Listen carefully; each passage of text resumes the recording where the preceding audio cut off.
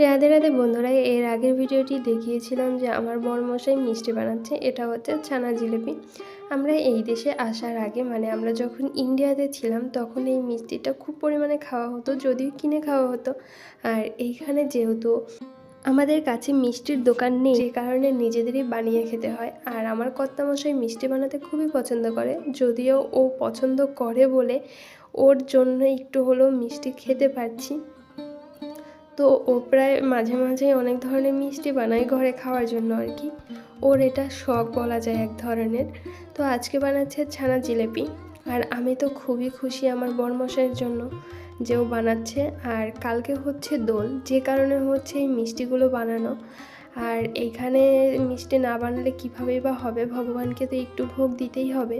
যদিও প্রতিদিন দিই, কিন্তু মিষ্টি তো আর বানানো হয় না। আর জানো তো, এবার না আমরা কোথাও আবির খুঁজে পাইনি।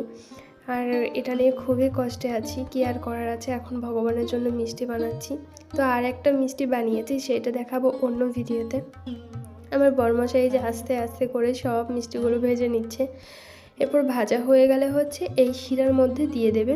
আর ওই পাশে যে জলটা ফুটছে, যখন এই শিরাটা জল কম হয়ে যাবে তখন আবার এই শিরার মধ্যে ওই গরম জলটা দিয়ে দেবে।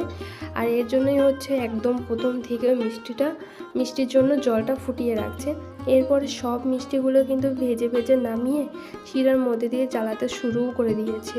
আর তোমাদের এখন দেখাবো, তোমরা কিন্তু লোভ দেবে না, ঠিক আছে? আর এই যে দেখো, আমার কর্তামশাই জ্বালাচ্ছিল মিষ্টিগুলো, কতটা রসালো হয়েছে মানে আমি তোমাদের বলে বোঝাতে পারবো না। অবশ্য তোমরা তো দেখতেই পাচ্ছ যে কতটা রসালো হয়েছে। আমি তো খুবই খুশি মিষ্টিগুলো দেখে।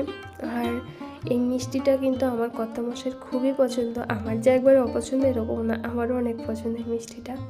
তো তোমাদের কাছে কেমন লেগেছে অবশ্যই কিন্তু জানাবে।